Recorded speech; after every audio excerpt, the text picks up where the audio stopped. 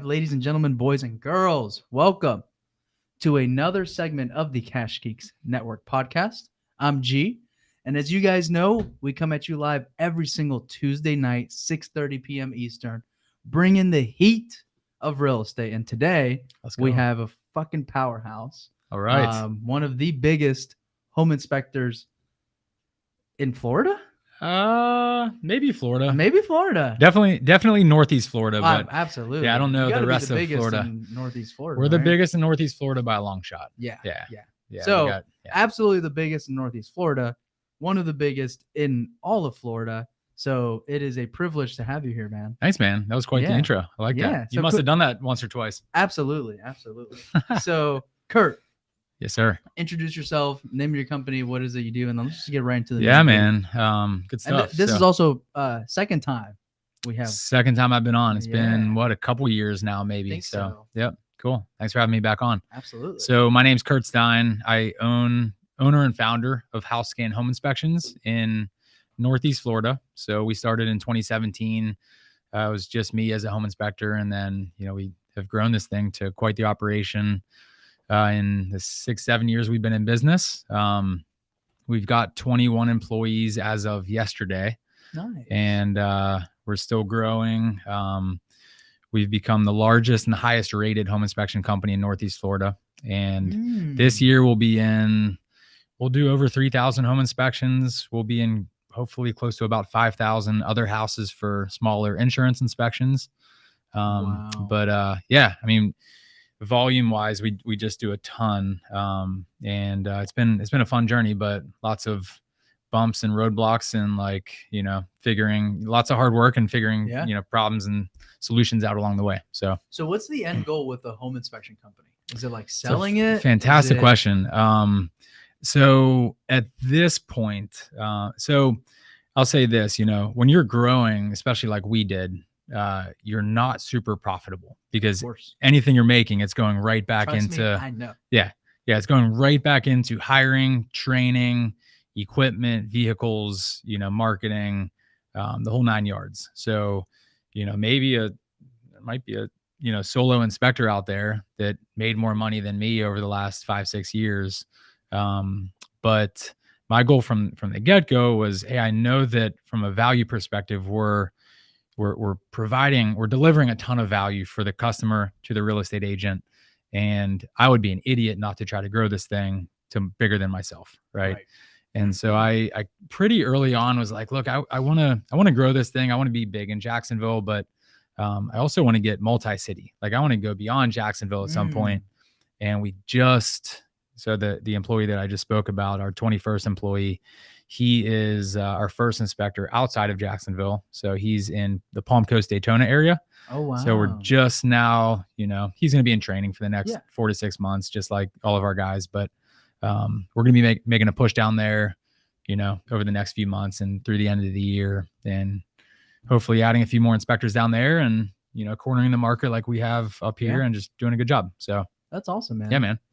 So, so end goal. So you asked about the end goal, right? So I was going to tie that back in. Is it just keep expanding? Yeah, I mean, there's the answer either. No, there's the whole saying, if you're not growing, you're dying, right? So I kind of believe that, if I'm not waking up every morning with a purpose of trying to grow or do something, it's kind of boring. So I had this was the first year where I've kind of stepped back from home inspections. My team is really doing, a lot of the driving the bus. And I had a baby this year, we bought a house, we're renovating the house right now. So I stepped back a little bit, but right now, with the Palm Coast, I'm jumping back in full force, things have slowed down a little bit. So I'm having to get back out there and sell and market more. Right. So yeah, kind of back in like full on right now, which is great. Because I love working and I love solving problems and working with people, and it's just good stuff. So yeah, I like waking up and just, I don't know, maybe I'm like a busybody, but I just like moving and grooving. I feel that, man. So you talked about having to get back into it a little bit, right? And so I feel like everybody that I know in this industry was, sitting high and mighty Home inspectors or just real estate in general? Yeah. Just real estate industry in general. Yep. Right. Mm-hmm. Was kind of sitting high and mighty until like July, August, September, and then October, November was like, oh shit. Okay. Oh man. Yeah. Exactly. So how did that affect a home inspection company? Yeah. So, as you know, the 2.5 years after COVID, shit was just bonkers. Yeah. Stuff was moving. People were not doing home inspections. They were just buying things sight unseen, $10, $20, $50,000 over ask price, whatever it was. People were just, there wasn't enough houses to go around for the demand of everyone that was moving here. Right. And yeah, the market was insane. I've been in the business for 7 years. I've never seen anything like it. I wish I had 5-10 more home inspectors at the time. Because I remember there was like a 3-week period. I forget what it was. It was like January. It was like a time where we shouldn't be getting this many calls. Right. And we were turning down like 20 home inspections every single week. And it was, 20, 25 inspections a week because we just couldn't get to them. So it was crazy. And then it was a Jerome Powell, the Fed chair, just started jacking up those rates. And then last year with those unprecedented rate hikes, I think the whole economy was just like, no one really knows, like there's just so much unknown. And then I don't know about for you guys, but for us, like nothing happened from, what was it? Basically late summer, probably right around now through the end of last year. And everyone went from rates at 2, 3, 4% up to 6, 7, 8% and almost overnight, right? Like that switch was turned on or turned off very fast.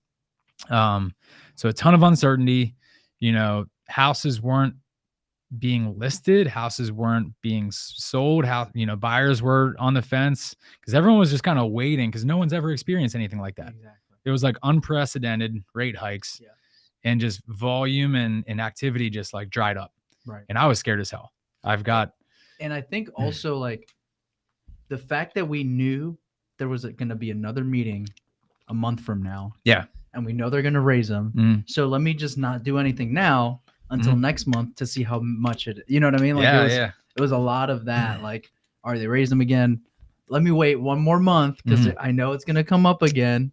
Right. And so I feel like since there was so much anticipation also, it was like, well, let me just not do anything. 100%. That's exactly what happened. Hike, yep. And then I'll do, right? Yep. Dude, yep. Everybody felt it. Right? 100%. I think every industry, people stopped making investments. It's just like the economy very much. Like, I think you only find out 6 months or a year later if you were actually in a recession, right? Whatever it is. But like, I don't know if by definition we actually were, but like, damn, did it feel like we were in a recession? Like, I'm calling around to, common real estate agents that we're working with almost every week. And it's like, dang, I haven't seen that name come through in 3 months or 4 months. Like, what is going on? Like, and I'm like a psycho. Like I'm always thinking, I always think about us, right? Like, what did we do to piss off this customer, or piss off this agent, or like what, like what can we do better? And it's the market, right? So, but I always focus on what we can control, not necessarily the market, which is out of our control. But at that time, man, I was like, guys, I had the biggest payroll ever at the time. And I was like, I don't want to lay people off. Like, I've got cash in the bank. We can make payroll for a certain amount of time, but like, guys, we got like 6 months to like really figure this out and get some more inspections coming in. Yep. Or we might have to face that. So I was like super upfront with the team, very transparent, which was scary. Like, it was the first time that we had all been through that as a company. But like, put together a game plan, which was like, hey, we're not going to make any layoffs, but we're going to just put our head down and market the shit out of this Jacksonville market. Right. And if every real estate agent hasn't heard of our name yet, they're going to hear of our name 100 times in the next 3 months. Right. And hear our value proposition and why, we're better than other home inspectors. And that plan has worked out really well. Nice. Like, we didn't have to make any layoffs. And then come January, February, I think it was like, okay, these rates, they're not really going anywhere. Right. And there was enough time that like had passed where people were like, hey, this is the new normal. And then like, damn, it turned around. Right. Like 2 weeks, Right. like once houses started to move again, we were like, dang, we were picking up market share like crazy right now, faster than we ever did. And yeah, I mean, we probably have close to 15% of the market share in Northeast Florida now, which we really don't want anymore because it's like hard to get any more market share. But yeah, it's been a really good year for us. But it's feeling like it's starting to get like slower again going into the winter months. So Correct. I don't know. We're in a little bit of a. Like everybody's feeling that because I always tap in right whenever I'm like feeling something weird. I'm like you. I'm like, all right, is it me? And if to kind of give me that peace of mind or to show me that it's me, I just tap into my community and I just start phone calls. Hey, what are you experiencing? Oh, shit, you guys are also having a shitty August? Okay, let me call a couple other people. And they're like, all right, well, everybody's having a shitty August. So I'm, maybe I should push on the gas more, but still it's not just me. Right. And I feel like someone brought this up to me, but I was in a mastermind. They're like, normal real estate was always cycling through boom bust the year. Yeah. You know what I mean? Like your winter months suck. Yep. For sure. Spring and summer, boom. School starts, sucks. Yep. It, as soon as school stabilizes, booms again until holidays, boom, goes back to sucking. Right. Dude, and you got it like to a T. That's literally exactly what we experience. Yep. And so they're like, this is just normal real estate. It's just you've only been in the game when it was just going up continuously. Bingo. Right? Yeah. And so we're not used to like, for sure. Shit, school started, shit slows down. Right. Like that was never really a thing for the past, 3, 4, 5 years. Well, if you're growing at 30-40% every year, exactly, like we were, then the 10 or 20% slowdown that you would feel in the winter, you just don't feel it. Exactly. When you're that small. But then like, the size that we've gotten now, we have a bigger chunk of the market. And so we do feel more of that market, booms and busts. So yeah, man. How do you see yourself expanding more, or how do you see yourself growing more? Because you mentioned you're a big believer of growing. If you're not growing, you're dying. Yeah. But you also don't want more of the market share. So how do you grow without growing market share? Or what is like, you know what I mean? Like, that's a great question. Focus? Yeah. So our company history, all we focused on is just home inspections and being the absolute best at home inspections. And we threw in the insurance inspections and an infrared scan and, do a handful of other things different, but like just did home inspections and did them really, really well. And so now we feel like we're the best, but we're looking to get into other revenue streams. So got it. Other inspection service offerings. So, there's all kinds of things out there. Not car inspection. Yeah. Shit, I don't know the first thing about a car. Whoever's listening, you guys don't want to hire us for car inspections. That's for sure. Yeah.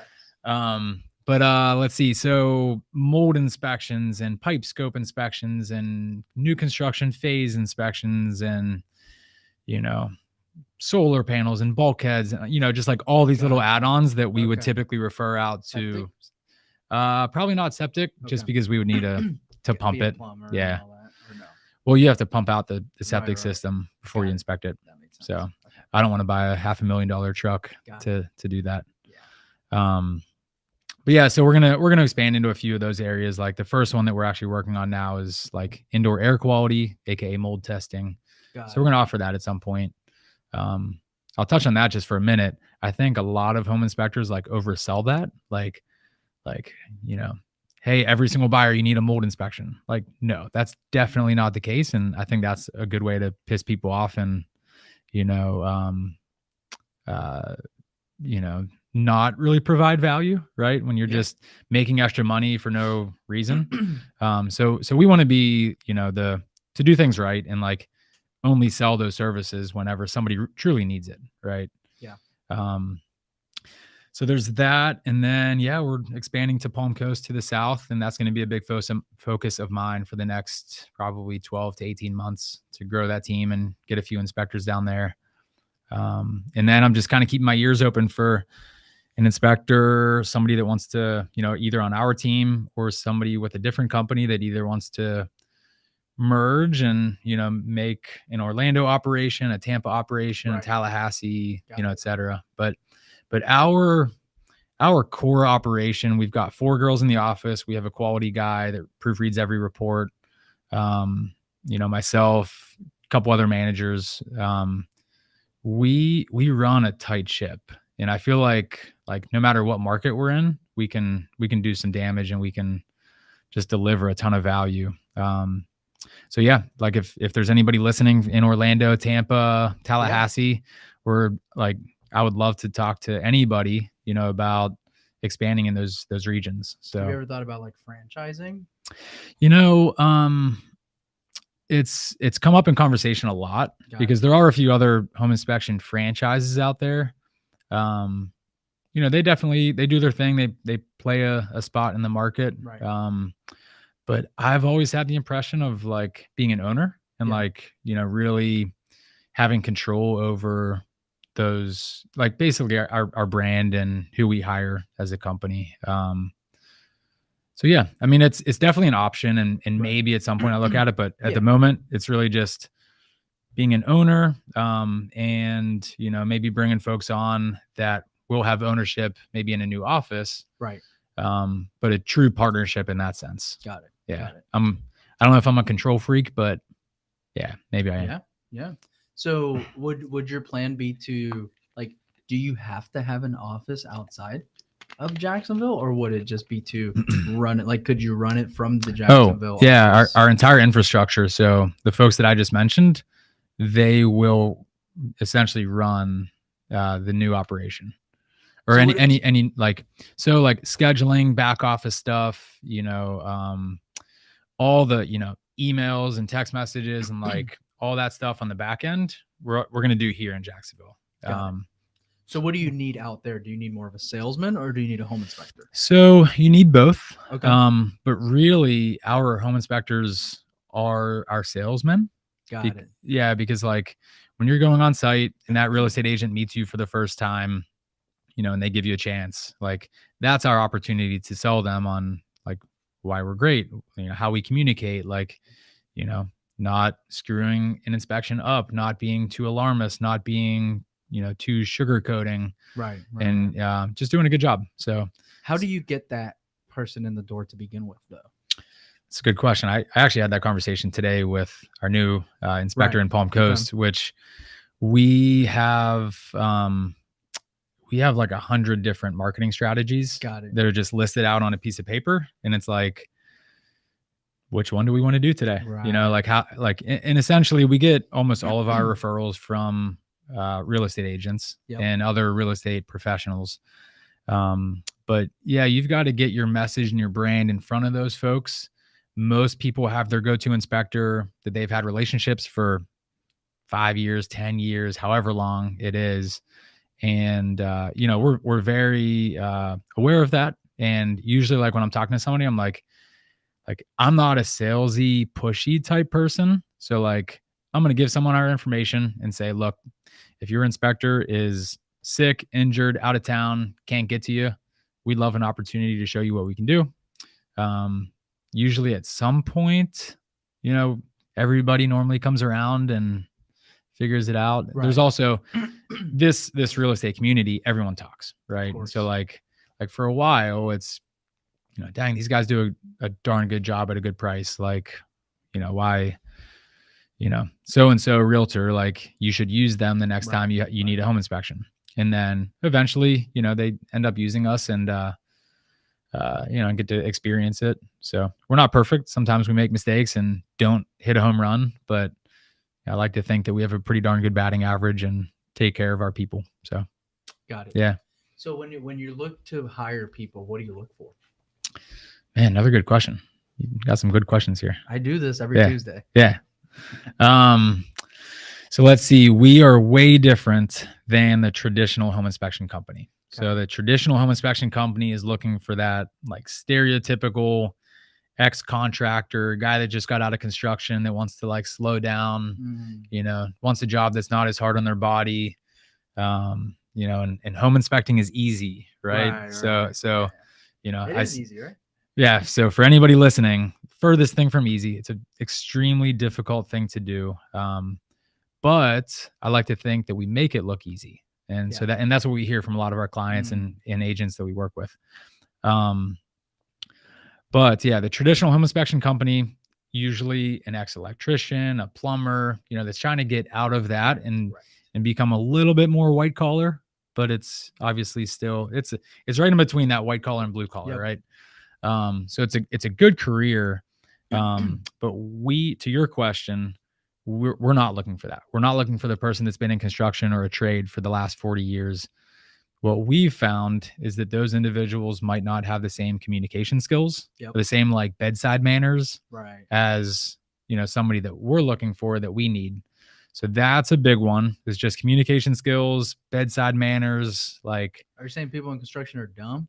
not at all saying that. No, I have a ton of friends and acquaintances that are in construction, And they're all dumb. not at all dumb. Like literally incredible people. But they literally I know exactly what they don't have, in most cases, they don't have the bedside manners that, you know, like I compare us to the doctor, right, that has to communicate to the patient that they have cancer, right? And you could either communicate it. That's a great analogy. Yeah, you can either communicate it and say, "Hey, you have cancer and you're going to die in the next 3 days." Right. Right. Or you can say, you know, you could, however the doctor is going to spin that, right? And you can communicate the cancer, give them light at the end of the tunnel, you know, give them hope, help them find solutions. Hey, there's this procedure, there's this whatever. Right. And that's huge, because when you said that about your value add is not, you said over exaggerating things. Yeah. I mean, that's a big on home common like, I don't even want to call it a stereotype, but it's a common issue with home inspectors. Right. It's just being way too alarmist. Right. And that I would say, would you say is because they're just being lazy? I don't think it's being lazy. I think it's just like, you know, well, I'll say this. Every home inspector, if you've been in the business long enough, you're going to have a claim of some sort. Hey, you did this inspection 6 months ago. You know, I have a leak now in my sink or whatever, you know, whatever it is. Why didn't you catch this? Or why didn't you predict this? Right. Yes. You and I know, like, one, it's impossible to predict things, but yeah, it's just like I tell people all the time, we're in a house for 2 to 3 hours, right? We're inspecting everything that we can get our hands and eyes on, literally hundreds of systems and components of the house. The chances of, by the time you move in, somebody moves out, you know, something may be going wrong, or literally the inspector may be missing something. Yeah. Like, it's pretty high, right? Like, and we obviously try to do a really good job of making sure that that doesn't happen. And we do have a really good track record, but I'd be lying if I said that we are perfect and we've never had an issue or a complaint or we never miss something. Right. We're human. We do, like, end of story. But yeah, usually when somebody does go through that and they get sued or they have a claim or whatever, then they become super protective and, oh, I need to, you know, and we've been through that, right? So, like, you know, we try to get better whenever we have those complaints or miss things. But that I would agree. But yeah, not tilt it too much, you know, to where it's like, okay, now we're scaring away every single buyer. Right. So that is a big thing. Like 100%. You're like, dude, this freaking home inspector is just scaring away all my buyers because of freaking. Yep. And I'll say, I mean, sometimes it's just, sometimes home inspectors are used as the scapegoat. Right. A lot of times, like, that buyer, you know, it's at the top of their budget. Yes. They really don't love the house. They saw something nicer the next day on Zillow. Exactly. Like, they see something. Yeah. Home inspection maybe didn't go like perfect like they thought. Right. And so, yep, it was the home inspection. Yeah. Home inspector scared me, whatever, you know. So we're used to being that scapegoat. Yes. It's part of it. Yeah, back to your original question. So yes, I think the last question you asked, but just, we hire based on communication skills and character, and that's it. Like, if you can talk well and write well and you're a good person, and, you know, I talk to some of your references and they vouch for who you are. And then we spend a full day riding along with this individual. Got it. So whereas most companies might do a 1 hour interview or a 2 hour interview, we get 8 hours of truly seeing who somebody is in the car. You know, if you're in a car 3 feet away from somebody for 8 hours, you're going to get a pretty damn good feel for who they are as a person. You're going to find out things about their personal life, what they do in their free time. Yeah, after an hour of like the formal talk, you start bullshit and you start getting the chit chat and all that, and you see the real person. You get the real person. Yeah. So, and I think I think every company should do that. I think like our track record for hiring has been incredible. Knock on wood, but I've never lost an employee. Like, other than a few employees that we've let go after a short amount of time. I mean, our company of 21 people, you know, we've never really lost anybody after a couple months. Right. And awesome. You know, I think it kind of goes, I mean, it's a lot, but it goes back to like our interviewing process, which is 8 hours together attached at the hip. We're going and visiting home inspections. Right. We're seeing some of the other guys on the team.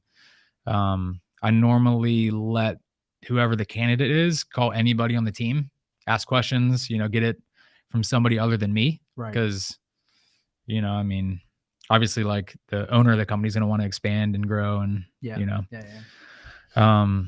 so yeah, man, it's an open book, but character and communication skills, that's what we focus on. So then you can teach the home inspecting. Right. Yeah. Right. So when you say character, right, how are you, because if you are saying, like, do you have one person that's appointed to the ride-alongs?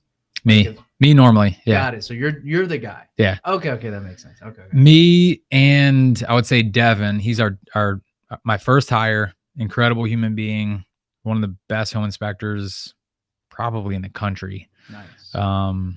And he's now our training / home inspection manager. So like normally he's going to spend, you know, at least half a day or a full day with any new hire as well. Got it. Yep. Okay. So that's awesome, because I feel like in that you are doing the home inspections, right? Whenever so you're leading, which is a big deal. Yep. Yeah. I mean, somebody gets to see what the actual work will look like. Right. Well, not only that, but I just feel like the owner of the business. Yeah. Right. And obviously, you know, it's hard to do that when you're super scaled. Sure. But when you have that ability to still do that and lead from the front, I just feel like it's a different experience for the employees. Yeah. And for for attracting great individuals also. Yeah. Right. Because you might have an individual that maybe they're great, but the person who facilitated the interview or whatever, you know, they're like, I don't really see a potential in here. But when you're like talking to the owner, you're spending a day with the owner of the company, and that's the first experience that I get. Yeah. I just feel like that sets the tone, you know? For sure. And I feel like that's huge. Yeah. I remember I had an interview, and granted it was a quick interview, but my background is manufacturing. And so I had an interview at Maxwell House, which is the reason I moved to Florida in the first place. Oh, wow. But I had an interview, Pittsburgh. Okay. So from Pittsburgh, went to Penn State, moved here in 2012. But I had an interview at Maxwell House, mainly with who my ultimate manager would be, and a couple of the other department managers. But then I got, you know, an hour with the plant manager, which like totally surprised me. And it was super chill. It was super laid back, no formal interview questions. And like, I got to see who he is as the leader of that organization, and vice versa. Like he, you know, it was just two guys like kicking back and chilling, talking to each other about life. And like, I just think you get way better of a, you know, idea about somebody with that, like an informal process, rather than the name a time, you know, that you were faced with adversity and how did you handle it? Like, that's cool, but you know, so. And most of the time when you're asking those questions, subconsciously you're looking for the other things.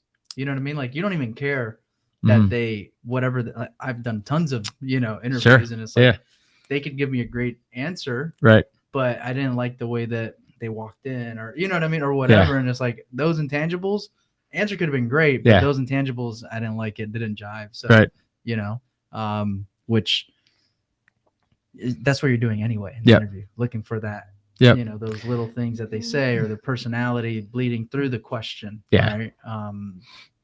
For sure. So Go ahead.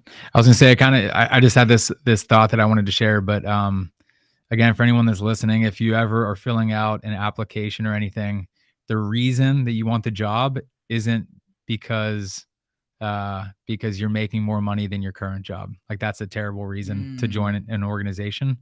And we got an application here recently that literally said that. It was like, why do you want this job? Like, something like that, right? Yeah. And the answer was like higher paycheck.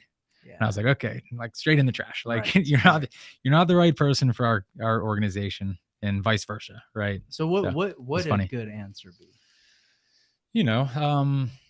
It could be, that could have been anything under the sun, Right. other than Looking bigger for a new paycheck. home. Yeah, I mean, like what I would like to see is like somebody that did the research on our company, and our Right. values, and like who we are, and maybe incorporated that into, something Absolutely. about why they want to work for HouseScan. That was actually one of the biggest things that we always did on the interviews. The first question is, why'd you pick us? Yeah. Right. Yep. And if it wasn't like something unique, like, well, not that it had to be unique, but it was like, if someone said like, dude, I've been watching you guys for like a year, seen you guys fucking blow up from nothing, and I just see where you guys are on the path to, and I want to be part of it. That's a great answer. It's a great fucking answer, right? Exactly. Like, hell yeah. So I know exactly what you mean. Totally get it for sure. So as far as building a business, right? What would you say? Because I have a lot of, wholesalers, real estate investors, flippers on here. Yeah. But I feel like what makes or breaks people is being a good leader and business owner. Sure. Right. And so what would you say to you? What are your attributes that make you a great business owner? It's a good question. I don't love talking about myself in this sense. Okay. But if I could think of a few things that I think have allowed us to grow like we have, a lot of this stuff is fresh because I just brought a new employee on, and I spent all day driving around talking about some of this stuff. So what we had conversations on today is just like core values of our company, and like who we are when you really drill it down, which is it's an extension of who I am. Right. Got it.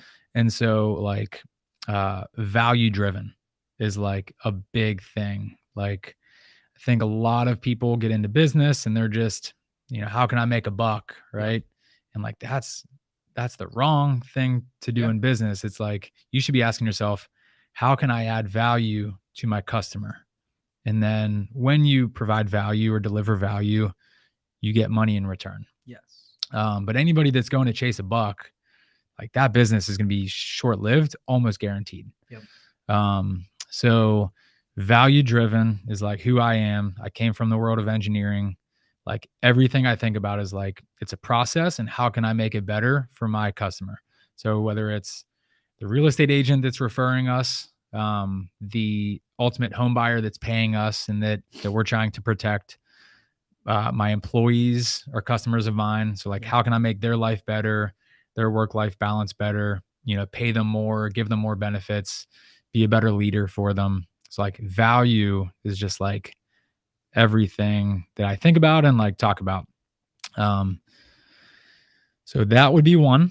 And then, like continuous improvement is like another one. So it's just like always getting better. Like every day, like not like I've had this conversation 1,000 times with my employees, but it's like, hey, let's get the pride. Let's get rid of the pride. Yep. Let's get rid of the emotions. How can we get better? Like, what can we do to improve our inspection template? What can we do to improve our compensation structure for a position? Like, what can we do better to market, communicate better? And it's always with the sense of just getting better, like just moving the needle 1%, every single time. Yeah. Because over time, you do a 1% thing and they all compound on each other. And then you wake up 5 years later and it's like, holy shit, like, how did we get here? Right. Yeah. So those two things, there's probably a few other things. I try to just treat my team really well. Like there's, I think, two leadership strategies. One is like, I'm thinking of this like picture in my mind, but one is it's the person on the front of the ship that's telling everybody what to do. Right. Or it's the person that's in the front, but they're rowing along with, you know, like the ship. Right. And so it's like, servant leadership. And so I was, you know, preached that, taught that, like, so I ate, slept, breathed that in my previous career in manufacturing at Maxwell House. My manager, Dan Frazowski, was like an incredible human being. And I credit him with a lot of my management successes, you know, and just like how to treat people at the end of the day. Right. So with us, like, there's a great deal of mutual respect between myself, my inspectors. I did the work. I know how hard it is. I know, you know, how shitty some days can be. And I did that for 5 years, and I inspected a shitload of houses. Like I get it just really well, like at a deeper level. Whereas most managers like typically haven't done the work and, you know, might not be able to relate to the inspector as closely. I just had another inspector from another company call me a week ago, and it's another big company in town. It almost sounded like he was in tears. And it was like, dude, my company is like falling apart. My owners don't know the first thing about home inspections or real estate. Like, I was like, dang, man, like, you know, so is that your 21st employee? No, not my 21st employee, but maybe, you know, maybe he'll join someday, but probably not. Yeah, man, I don't know. It's a lot. Like business it's hard. It's like really hard. I sacrificed so much for 5-6 years, and I still am even today. How long were you inspecting houses before you started to? I'm still inspecting houses. It's just right. I guess before you started to like build a business around it. Yeah. With other people and stuff like that. Yeah. So like the whole time frame is 3-4 months into it, I was getting really busy. Then I was like got to hire. So it took me about 6 months to end up hiring Devin, my first employee. Cause I knew that he was the right person culture wise and just like who he was. And it took me a long time to get him. Got it. He finally jumped ship. I think he made a really good decision. I think he would agree to that. Recruit. He pulled me aside a year or two ago. He's like, dude, everything you ever promised me, every single thing came true. And that's awesome. It was a good feeling. Yeah. And then we hired another inspector, then another inspector. And I didn't hire our first admin until like 2 years into it, maybe. Wow. Which is like way too late. Like, so you were just doing everything. Oh, I was just grinding, man. I'd be in an attic space, inspecting the house, taking a phone call, scheduling the appointment, awesome. Getting down, hitting a real estate office with some flyers and donuts, like on the way home. Like it was just, dude, 15-hour days, just like 6-7 days a week for several years. And then as we've got more of like an office staff, hired Jillian. She's been like incredible. Same kind of thing. Like she's our director of operations now. And she just like she basically runs the business. I mean, incredible. That's another thing. I think just having that like gut for people and like character, I think, you know, character and communication skills, you know, I think like most businesses are pretty darn easy. You know, it's like you can train most people to do anything. But if you can hire the right people with the right skills, not skill sets, but character, like you're going to grow, you're going to make a good culture and build a good team. It's so funny because when we were like hiring people, it took us a while to realize the communication skills. Yeah. And especially with you guys. Correct. For sure. So I feel like communication skills just comes down to like, I don't want to say this in a shitty way, but like intellect. You know what I mean? Yeah. If you're not every smart person will communicate great. But most of the time we see a correlation with this is a smart individual. Yeah. So they can talk and articulate things well. For sure. You know what I mean? Yeah. And you have to be able to relate with people and like, you know, go up or down to their level. Right. Kind of, you know, like not exactly match how they talk, but like, there's like all those like, absolutely, little things that are like Yeah. small nuances that you can't really Yeah. teach somebody, but Absolutely. Yeah. If you're trying to score a realtor's business and you see this guy's more of a bro, Yeah. you got to be a bro with Exactly. the realtor, right? Yeah. And then if you see this A is more of chameleon. a professional Mhm. realtor, then you got to be a professional home inspector, right? Exactly. Absolutely. And so it took us a while to realize that that correlated to intellect. Yeah. And so once we, and this is going to sound shitty, but like once we just started looking for like smarter individuals, For sure. everything else just was easier. Yeah. So you can teach the rest of that. Yep. Right. But if you have a fast learner and someone who can communicate well, I can teach you everything else. Yeah. I love it. I agree. And so once we started to just focus on like, let's just hire smarter people, right? Like, Yeah. how fast can you type?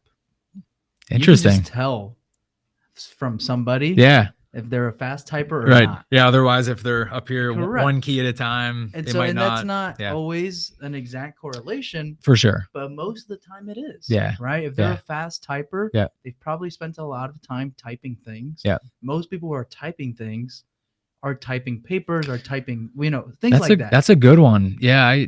I've never heard that one. Yeah. And I might have to adopt that. Do it. Yeah, it's good. Send me a referral fee. Okay. Boom.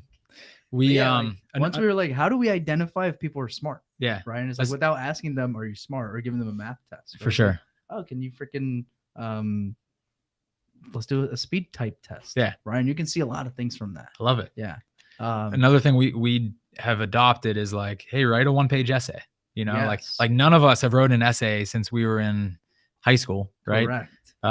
But like that exercise, and maybe nowadays with ChatGPT, it's maybe people can cheat, right? but Dude, I love but like ChatGPT. just getting a 1-page essay of like anything, like that gives you good insight into like if somebody can put their thoughts down on paper, correct, or not, which correct. is what you have to do with a home inspection. Yes.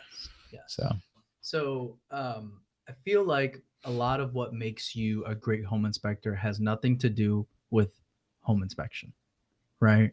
I would agree. I mean, Yeah. like, yes, you have to be thorough and you have to understand houses. Absolutely. But like, really, it's not rocket science. Right. So, yeah. And I feel like that's what people don't understand Mhm. when they're trying to grow a company, right? If Mhm. you're going to be a home inspector, just a one-man show, then, own home inspections, Sure. right? And like make that your thing, become the best of the Mhm. best. But if you're going to scale and grow a business, Mhm. know the industry, right? Yep. Earn your stripes, but being the best home inspector doesn't make you the best business owner. Correct. Right. Yeah. Yeah. And so what have you done to kind of become a great business owner? Like, obviously, I feel like one of the biggest things that I caught earlier was just you crediting your mentors from Maxwell. Mhm. Right. So like, is that where you learned a lot of your business concepts and stuff like that? Was it just a bunch of reading on the business side? concepts, man, I haven't read a book in like ever. Okay. I'm not a reader. Yeah, me neither. Is it just like figuring shit out as you go? Like how do you know to like do things in your business? Right? Like CRMs, programs. A lot of it comes instinctual. Okay. But my background's engineering and operations. So like, I ran my little miniature business within Maxwell House, and eventually I managed almost the entire facility. So like I have a lot of like really good experiences there. And I learned a ton, like how to think from a business perspective. So I would say like, man, Maxwell House like really shaped me. And then after that, I had 2 really poor working experiences that didn't last very long. So I would say that those shaped me just as much, just the opposite way. What not to do, how not to run a business, how not to treat people.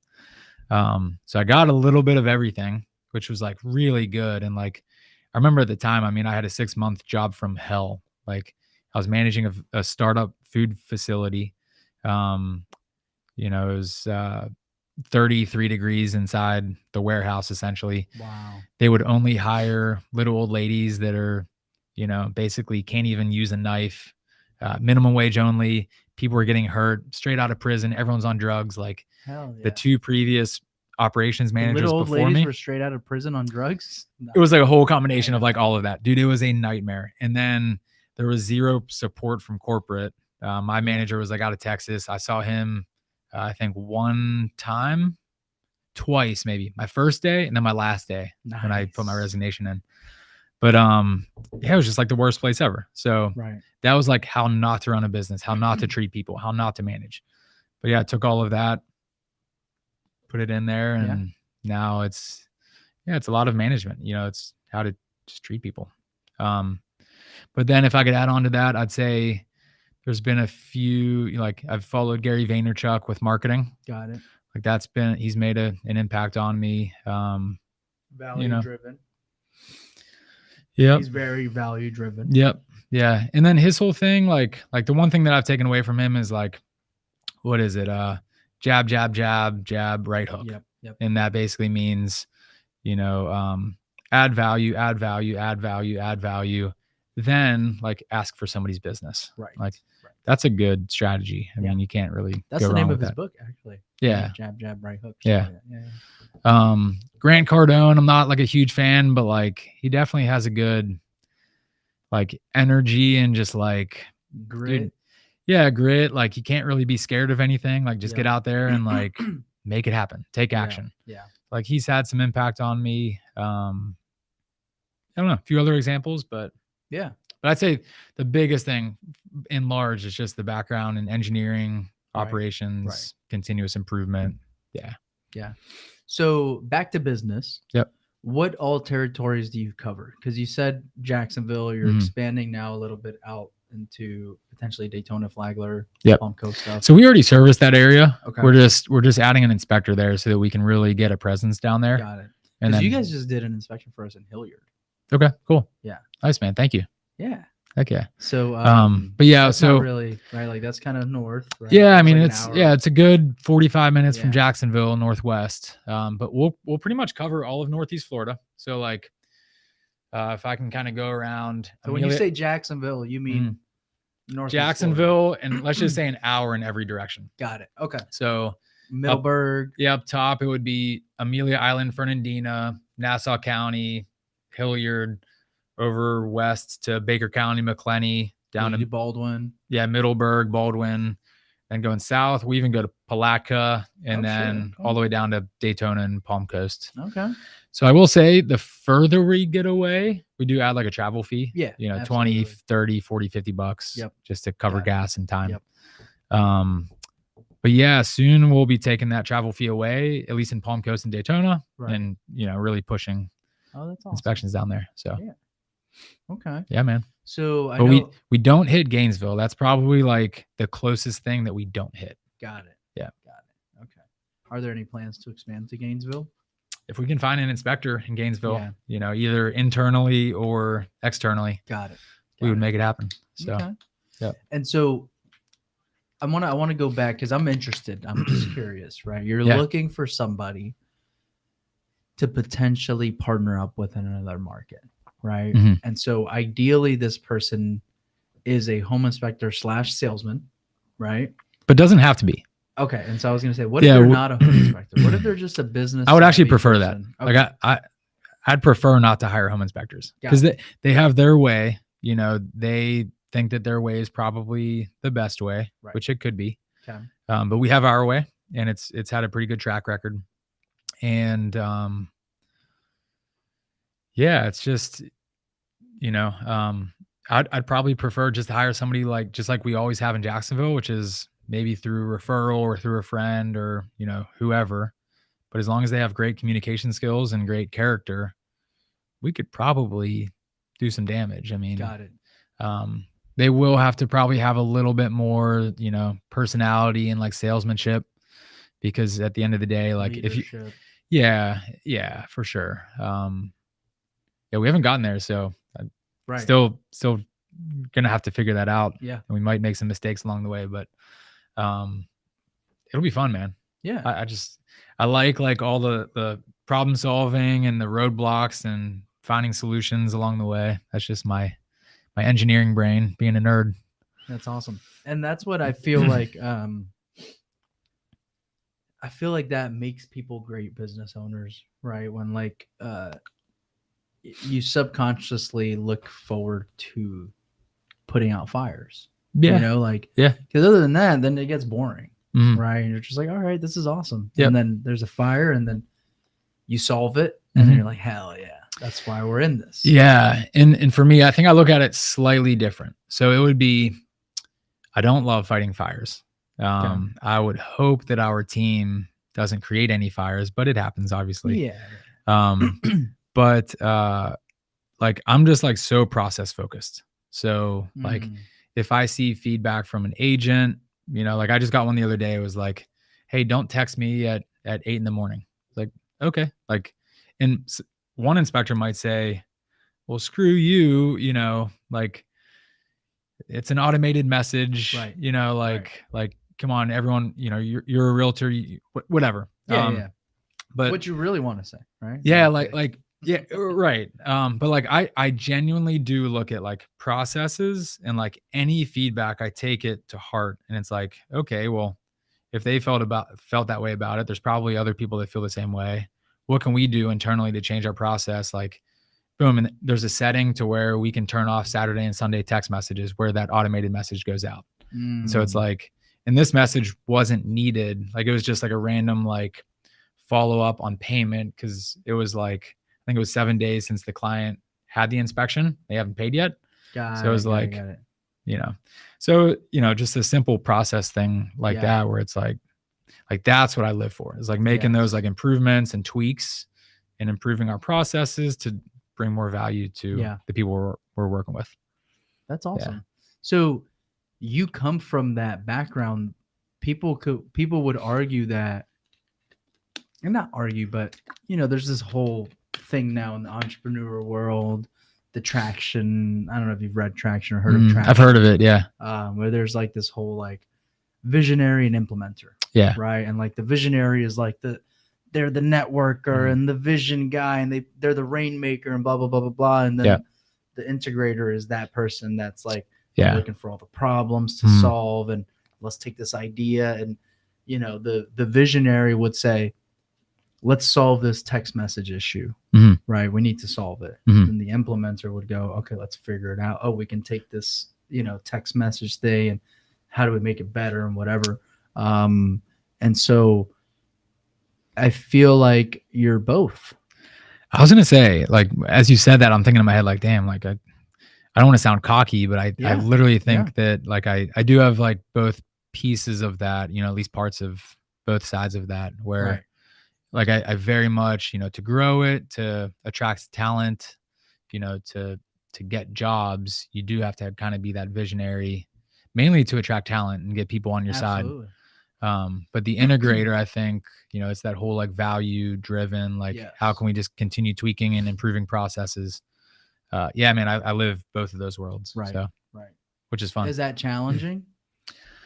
I think so. There's like, as we've hit different like milestones and like plateaued at different times, like, always kind of going back and forth and trying to figure out like, okay, should I really be managing these few people, or like, can somebody else manage them? And I take like a bigger role. I would just say like, yes. Like, I think I didn't say it earlier. I kind of said it, but like, just business it's freaking hard. Like any business, I've seen other friends start businesses, and, some being successful, but some not being so successful. And I just know like how much it takes, every single aspect, every conversation, just like the time, the skills needed, the vision, the value. I mean, there's just so much that goes into it, and it's really hard. And I totally understand why most businesses fail. Absolutely. Yes. Yeah, for sure. I remember when I first got into entrepreneurship, I was trying to convince everybody to drop out of college and get into real estate with me. Yeah. And I thought the same thing, man. And then after like a couple of years, I was like, dude, you should stay in college. Yeah. And you should get a great job, get a great paying, high salary job, and like just crush it in that corporate world. Because this shit is hard. It's hard, man. And there's always like, there's always the thought of like, continuously, like you're in it, you have a great couple months, you're rocking and rolling. Oh yeah. And then you're like, nothing's ever guaranteed. And then out of nowhere, it just fucking gets hard again. You're like, fuck, dude, I've been doing this shit for 8 years. That's how like, why is it so fucking hard? That's how this year was. It was like, man, everything's just coasting. We're doing great. Like, we made it over the hurdle of the end of last year. Like, and we're going so solid. And then boom, like these last couple months have been like, a struggle, you know, Yeah. so it's got to keep the money coming in and Right. keep delivering value and keep everyone engaged. And, you know, Yeah. so it's hard, man.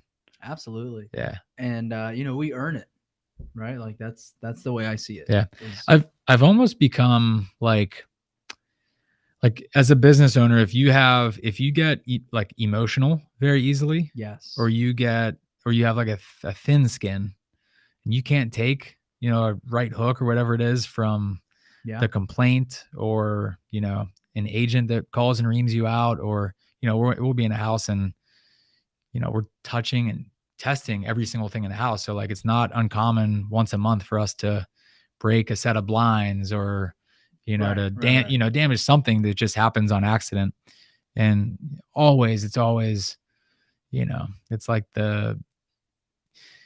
you know, The Karens come out. oh yeah. And so like you have to be able to handle that stuff. And Yep. I think back to, like, I mean, you asked me earlier, what do I do really well? And like, I would say that's one of the things that I think I might be the best person on the planet at, is just like not getting emotional. Yeah. Like I don't know. Sometimes I feel like a robot, or like a machine that's like, I mean, in probably any industry, like you could go, you know, lay in your bed and like put the car, like there's been times where I feel like I just need to like run away, and like, man, you know, we got a complaint today from somebody that had an inspection a year ago, and it's just like, you just don't want to deal with any of that stuff. But like, but also like, you just have to hit it head on and just deal with it, you know, absolutely. and not get emotional, and just like, Dude, emotional intelligence is, I would say, I'm happy you brought that up, because that is, I feel like that is the secret sauce. I agree, man. Because like you said, like it's something that I don't think gets talked about enough. No, and when you said like, I feel like I'm the person that has mastered this the most. Yeah. I feel like I'm that person. Hell yeah. And I tell that to my wife all the time. Yeah. Oh, we have conversations all the time. And my wife is like far more emotional than I am. Absolutely. And then, you know, sometimes I'm like I don't have, like, it's not that I don't have the empathy or the sympathy. But sometimes, like, I just look at things like X's and O's a lot of times. Correct. Like, and it's from a business perspective, it's a great thing. And you also have to pick and choose your battles. For sure. Right? It's like, do I really want to like combat this person on this bullshit stuff? Or I just take it, move on, and I have bigger problems on my plate. Yeah. Like, but that is huge, because I feel like mastering emotional intelligence gives you a competitive advantage. Without a doubt. Yeah. I had I had a call with somebody earlier today that they had work done at their house, and then I guess contractor gave them some favors or whatnot, you know, and but the job didn't meet the standard that my buddy wanted. And so, you know, he called the contractor and said, look, like, how can I get this resolved or whatever? And the contractor just flipped shit on him, apparently. Right. So, and I was like, man, you know, like, a lot of people act that way and treat their customers that way. And like, I would never do that. Yeah. Like that's like literally the worst thing that you can do. You lose somebody's respect. You're not going to get any referrals from them. Correct. Like just own it. You know, like, even if you have to fucking lose money on that. Exactly. Right? Give them a check, cut them a check. I'm sorry, blah, blah, blah, blah. Business is about, it's like, it's not about making $1 today. It's about being in the game 10 years from now or 100 years from now. Exactly. So it's that, it's that endless game. But one thing that I wanted to bring up is like in our industry, again, like back to the complaints. So it's really hard, like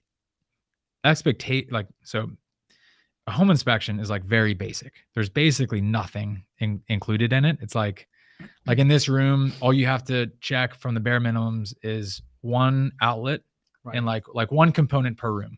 So if you check one outlet and you skip the other 4, you are actually meeting your standards of practice, and you can't. And so legally, like from a liability perspective, like, because there technically only has to be one outlet. Exactly. That works. So like most home inspectors can get around almost any complaint, whatever.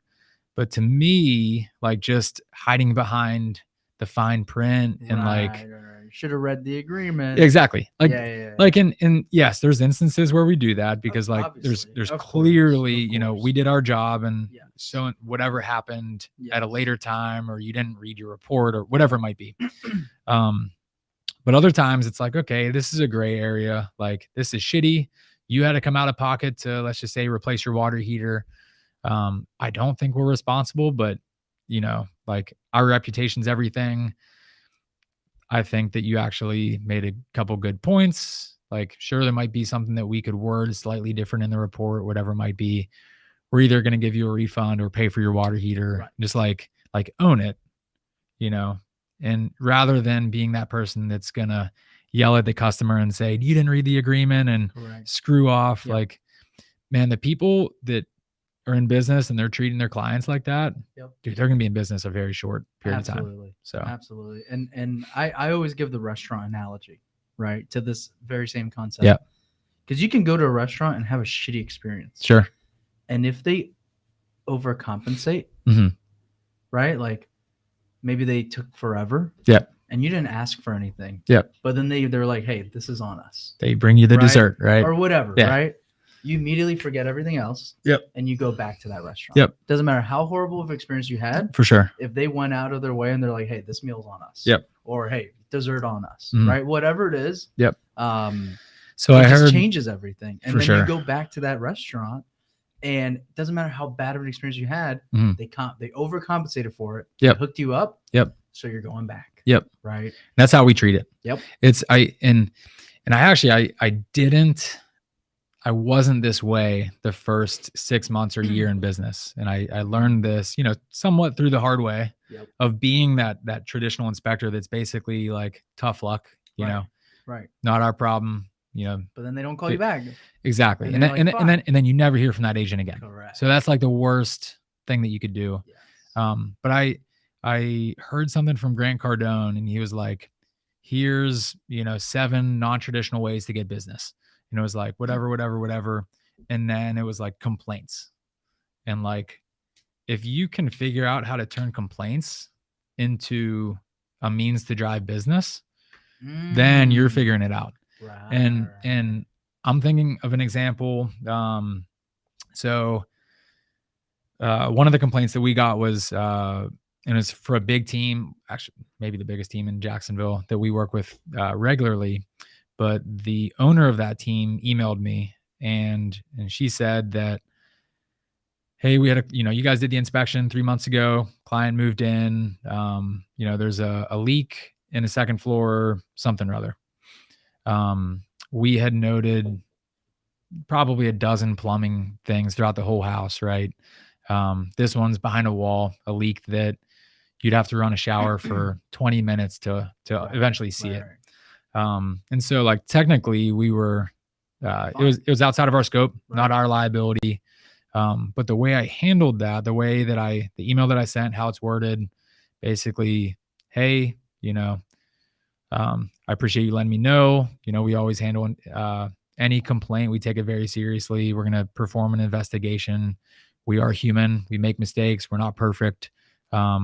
Let's take a look at this and, you know, I'll let you know what the resolution is at the end of the day. I promise you it'll be fair, professional, and timely. Right. Something like that. Right. And she said, I mean, her response was like, essentially, holy shit, I've never had an inspector ever say anything like that. Yeah. You guys just went to the top of our list. And I was like, damn, that was that Grant Cardone suggestion right there. Yeah. There. So that was good. Yeah, man. That's how business should go. Absolutely. Yeah. Anyone that's trying to make a quick buck or save a buck like today, you're probably not gonna. Yeah. And I feel like if you understand the concept of longevity in the long term, that will naturally come. Right. If you're like, hey, I want to be in this forever, then if you don't start thinking that way, because I feel like I sum up a lot of things to like concepts because everything else will just follow.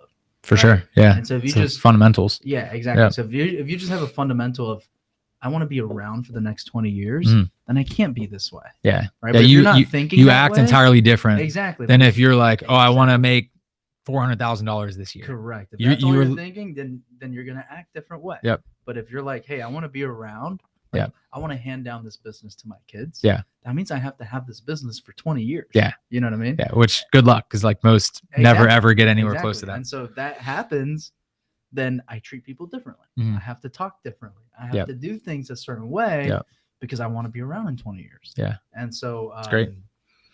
That's awesome. And I feel like everything that you're saying, man, I totally agree with. And I feel like everybody who's listening can implement that in any business.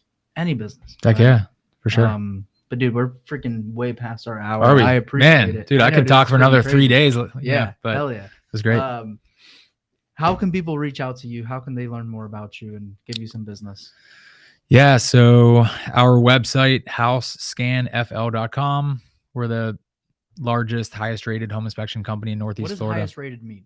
So we have the most Google reviews. So we've got 2,500 5-star Google reviews. Hell yeah. Yeah. That's awesome. Which is like, I mean, mostly anybody that's even close to us has been in business for 20, 30, 50 years. So like, that's a good feeling. Yeah. That's awesome, man. But so that's what that means. Man, that's a new goal for me. I like it. Yeah. I jotted that down. Highest rated. I want to start. Yeah. It's a good goal. Because that's a good claim. For sure. To attract, you know, hey, we're it's so much easier to sell. Absolutely. Yeah, when you throw that out there. Rated. Oh, I gotta go with these guys. Yeah. Awesome. But then so somebody can schedule on our website, super easy, streamlined, literally get on our calendar within 2 minutes of punching your information in. Otherwise, I would say Instagram is probably like our big media. We're always posting on there, sharing, crazy finds from houses and just engaging with our community of real estate people. So that's awesome, man. Yeah, man. Well, dude, thank you so much for doing this. Thank you. An open book. Hell yeah. Always love having you on. It was fun.